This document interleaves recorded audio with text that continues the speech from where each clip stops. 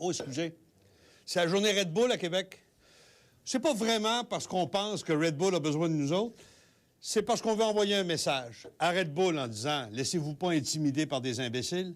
Et aux imbéciles, faites attention, peut-être bien que la suite pourrait être pénible. » C'est juste ça. Évidemment, le maire Labaume est embarqué, il est débarqué, il est embarqué, il est débarqué. On ne sait pas où il est, mais on en reparlera dans un instant. Qu'est-ce qu'on fait avec les nonistes? Ceux qui veulent toujours empêcher tout de se réaliser dans nos milieux. À Neuville, par exemple, ils sont aux prises avec une gang de nonistes qui sont débarqués de Montréal et qui ont décidé qu'il ne fallait pas faire un développement domiciliaire. Non, non, il n'en faut pas. Pas ici. Non. Ailleurs. Pas chez nous. C'est la journée de la femme en fin de semaine et par conséquent, Cindy Cinnamon sera en studio pour illustrer l'événement et de façon aussi spectaculaire qu'à l'habitude. Quant à Christian Thibault, allez donc savoir.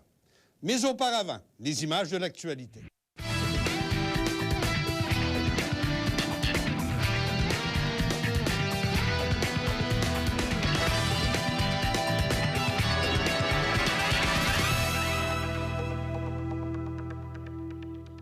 Un peu partout. Vous les avez probablement déjà vus, mais pas avec la qualité de ce que l'on va vous montrer.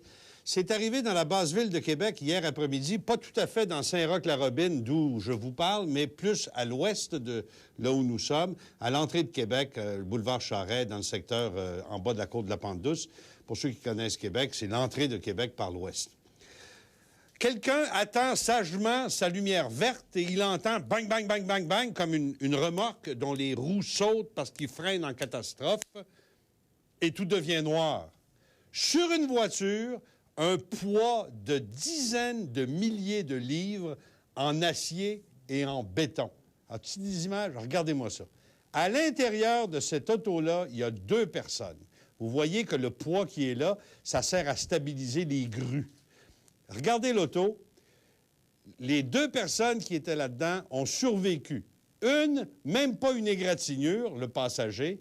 Quant au chauffeur, il a fallu soulever cette masse d'une extraordinaire difficulté à manipuler pour permettre aux pompiers de Québec de se glisser en dessous, découper la voiture comme une boîte de conserve avec leurs ouvre-boîtes et repartir avec. Jusque-là, c'est juste un accident. C'est juste bête comme la vie. Ça arrive. C'est la définition d'un accident. Sauf que le camion qui est arrivé vite, vite, qui a échappé sa charge, par définition pour un camionneur, échapper sa charge, c'est la preuve d'une erreur ou d'une négligence. Ça ne peut pas être normal.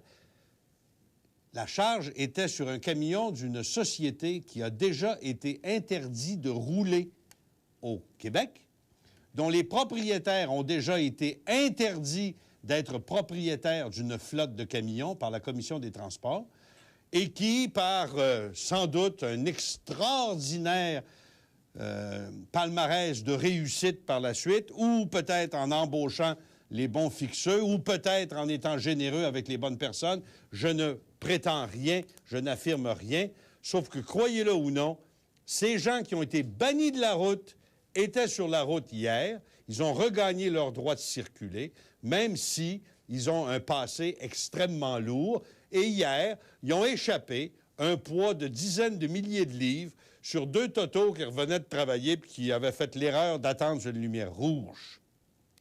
Vous savez, il y a plein de choses bizarres quand on regarde le contrôle du transport routier. Personnellement, c'est mon hobby. Il y en a qui jouent au golf, il y en a qui font de la motoneige. Moi, j'aime rouler au volant de véhicules lourds. Je m'en vante pas, c'est mon hobby. Il y en a qui collent des thèmes, il y en a qui font autre chose.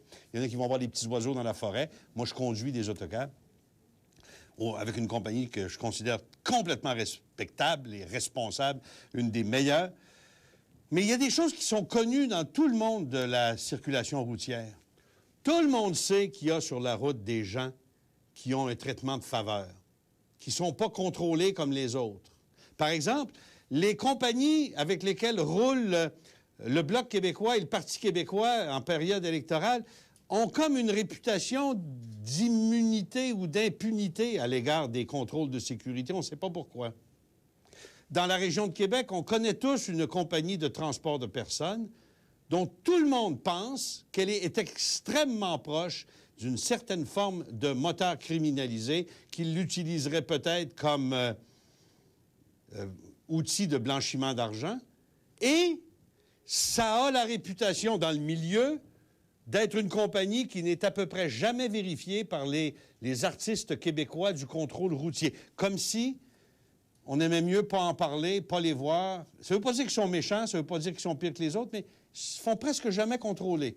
Et ce sont ceux au sujet desquels circulent des rumeurs depuis des années. Rumeurs qui sont peut-être absolument pas fondées, mais ça adonne de même. Ça me dérange un petit peu. Moi, je travaille pour une bonne compagnie qui inspecte ses véhicules d'une façon scrupuleuse, compagnie qui est au niveau d'Orléans Express. Moi, je travaille pour Intercar. C'est drôle, le gag entre nous autres, c'est « Tiens, les contrôleurs routiers arrivent aujourd'hui. On ne travaillera pas fort, on va inspecter un Orléans Express. Tiens, on ne travaillera pas fort aujourd'hui, on va inspecter un Intercar. » Quant aux autres, que tout le monde dans l'industrie connaît comme étant des gens peu sérieux, peu responsables ou dangereux, bien rare. Trop d'ouvrages. Autre sujet, à propos, les photos extraordinaires que vous avez vues sont issues du site spic.ca qui couvre de façon magnifique les activités des pompiers de Québec. C'est un peu ésotérique par bout, là, mais c'est fascinant. Et Christian Thibault, notre collaborateur, est un des leaders de cette organisation-là. Je m'excuse, on revient à ce que je voulais dire. Jean-François Harrison est un jeune comédien québécois extrêmement populaire dans les émissions de jeunes. Il en a fait sa spécialité. Chez les jeunes Québécois, c'est un jeune comédien qui est immédiatement reconnu et admiré. Il n'y a rien qu'un problème, c'est qu'il s'est fait offrir par la police hier des beaux bracelets en acier inoxydable. Il a été conduit au palais de justice pour être accusé d'avoir eu en sa possession de la pornographie infantile. Et il ne s'est pas fait pogner parce que les policiers du Québec ont été vigilants. Il s'est fait pogner parce qu'un réseau international s'est fait pogner et que les policiers ont pointé aux policiers canadiens un client dans Hochelaga Maisonneuve chez qui l'ordinateur semblait contenir des choses. Qu'est-ce qu'on va faire avec les belles productions? Il joue le rôle du fils de Brad Wade dans une série. Il est extrêmement connu, le gars. Est-ce qu'à partir de maintenant, on va continuer à le présenter aux enfants du Québec comme étant quelqu'un d'intéressant, quelqu'un de qui on veut avoir une autographe? Un autographe? Est-ce qu'on va faire ça? Ou si on va tranquillement lui suggérer d'aller se faire voir ailleurs? J'ai hâte de voir, ça va être à suivre. Red Bull. C'est marqué là-dessus, stimule le corps et l'esprit, si j'avais su. Je ne suis pas amateur de Red Bull, bien que je vous dirais que sur le bord de la piscine, quand il fait chaud, avec un peu de vodka, c'est délicieux. Mais je vous dirais que le Red Bull ayant dépensé des millions de dollars pour offrir aux gens de Québec un spectacle absolument invraisemblable qui se déroule à l'hiver dans les côtes du quartier latin, et le Red Bull étant contesté par une bande d'emmerdeurs regroupés autour de Roger Bertrand. Où est Roger? Roger Bertrand, l'ancien ministre de Bernard Landry, un personnage désolant de la politique québécoise, qui s'est acheté dans le Vieux-Québec une résidence secondaire dans un quartier touristique, mais il ne veut pas avoir de touristes, ça dérange. C'est ce genre d'emmerdeur qui devrait recevoir aujourd'hui le message des gens qui ont choisi d'encourager Red Bull en achetant une canette ou deux aujourd'hui. C'est pour faire dire à Roger Bertrand, « Hey, tu m'emmerdes! Arrête! Fais-moi pas honte! Prends ton trou! Fais autre chose! Écœure-moi pas! » Mais on ne peut pas y dire. On ne le trouve pas. Alors, si quelqu'un le trouve, vous lui direz de ma part. Quant à Régis Labaume, l'impayable nain de jardin qui fait office de maire de Québec, lui, il a commencé full speed. Yeah! Régis, sur ses deux petites pattes, est arrivé en disant « Moi aussi, moi aussi, moi aussi », parce que quand Sylvain Bouchard du 93.3 a lancé le mouvement, il y a une ou deux stations qui ont eu la gueule sûre, et peut-être qu'il n'y avait pas eu les commandites nécessaires, peut-être qu'ils étaient mal à l'aise de voir que les autres avaient eu une bonne idée. Au lieu d'embarquer dedans, on a commencé à pisser du vinaigre. Régis, lui, sur ses deux petites pattes, envoie mon oncle, t'es capable. Il n'y a rien qu'un problème, c'est qu'après ça, l'establishment a rattrapé notre nain de jardin et depuis hier, il se cache pour boire sa Red Bull. Il dit, oui, oui, j'en achète, mais je la bois en cachette. Oui, oui, j'en achète, mais je l'achète en cachette. Les politiciens sont toujours les politiciens, même quand ils font semblant de ne pas être comme les autres. La Caisse de dépôt. 40 milliards de dollars ont été perdus. Une pinotte. Je vous demandais des idées. Comment visualiser 40 milliards de quelque chose? Vous m'avez donné des informations étonnantes.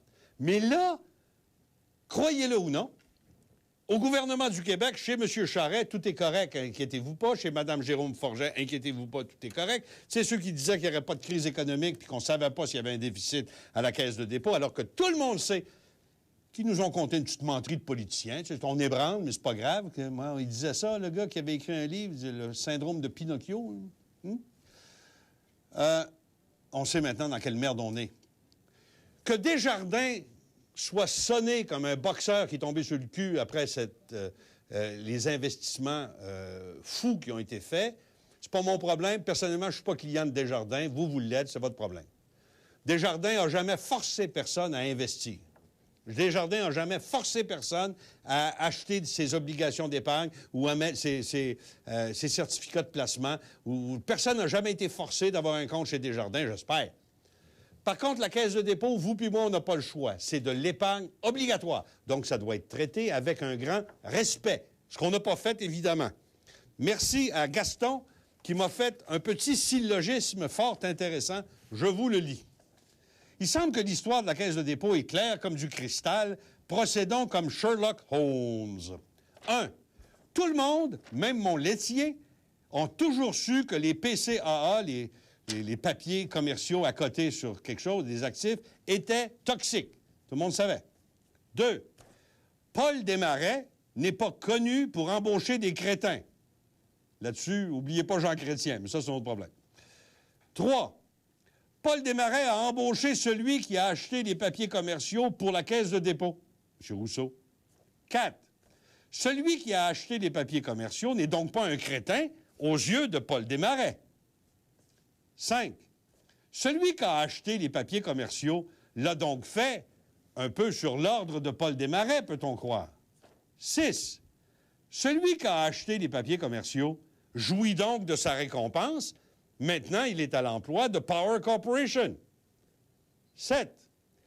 Paul Desmarais pourra donc tenter de démembrer la Caisse de dépôt à son profit quand il voudra. C'est simple, ça. Vierge qui dit, je ne sais pas pourquoi il dit ça, dit Gaston. Les gens qui ont vendu ces papiers-là à la Caisse de dépôt sont qui? Et ils ont reçu quoi? Et ils en ont fait combien de dollars à nous vendre ces cochonneries qui ont fait disparaître 40 milliards de dollars minimum, parce qu'on ne compte pas janvier puis février là-dedans. Minimum 40 milliards. N'oubliez pas, 40 milliards. 40 milliards. C'est incroyable, 40 milliards. C'est tellement gros qu'on ne sait pas ce que c'est. Mes drapeaux. Ah, ça continue. Les torchons des nationalistes, la dignité, la fierté des patriotes. Ça continue. À Saint-Basile, dans le comté de Portneuf, l'édifice municipal nous fournit ce triste regard de 3 drapeaux déchirés. Le pire, celui du Québec. C'est encore plus triste quand on sait que le maire de Saint-Basile est un péquiste fort excité. Oh! À la Malbaie. Eux autres aussi, ils parlent drôle des fois à la Malbaie. Vous remarquez, ils ont le même accent qu'au Saguenay puis au Lac-Saint-Jean, mais ils ne font pas des là-là, eux autres. C'est spécial. Voici les drapeaux du Centre communautaire de la Malbaie. Ils sont pas beaux. Ils sont pas fiers. C'est des torchons. Ils sont insultants. Personne ne réagit. À Lévis, à la prison pour enfants, qu'on appelle aussi pudiquement un centre jeunesse, voici les drapeaux que l'on fait flotter. On va prendre nos délinquants, puis on va leur enseigner les vraies valeurs québécoises. Tu prends un drapeau, tu te torches avec. Commission scolaire Chemin du Roi, à Trois-Rivières. Les professionnels de l'éducation, ceux qui veulent montrer à nos enfants les vraies valeurs, sont même pas capables de changer leur drapeau ou, s'ils n'en ont pas, de le retirer pour ne pas l'insulter. Finalement, à Saint-Louis de Blandford, qui est célèbre une fois par année par un festival western qui n'est pas celui de Saint-Tite de Boulay-les-Bottes, Voici le drapeau qui reste de la dernière parution. Ah, pas de bon sens, c'est ridicule, c'est insultant, ça n'a pas d'allure. Finalement, j'attends vos photos dans les hôpitaux et les centres de santé du Québec pour montrer le délabrement, la malpropreté, la négligence.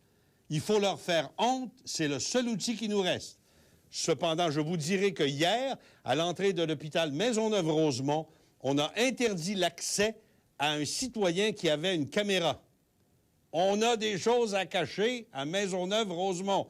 Prenez votre cellulaire, cachez votre caméra en dessous de votre manteau, allez voir ma tante qui est hospitalisée, envoyez-moi des photos, commentaires à lemidi.tv. Moi, je vais les publier. Vous pouvez compter sur moi.